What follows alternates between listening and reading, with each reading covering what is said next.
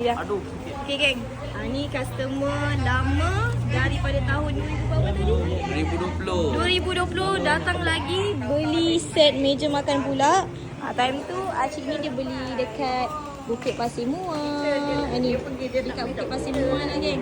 Repeat lagi dengan kita dekat Gudang Bosijan pula, ambil set meja makan 8 kerusi. Acik ni punya cita rasa, korang tengok ni. Design-design Europe korang. Korang tengok lah.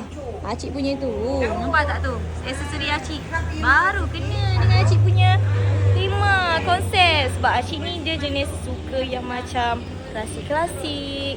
Nampak macam antik-antik. So rumah dia tak nak terlalu moden sangat, tak nak terlalu klasik. Kat Gudang Bosijan guys. Ni. Terima kasih Acik. Jauh-jauh ucapkan. Ni lipat.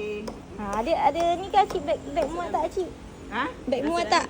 Muat. Suratnya. Kenapa nak bagi beg kau? Ayo Acik.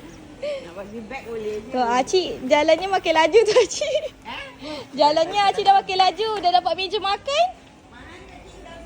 Ayo.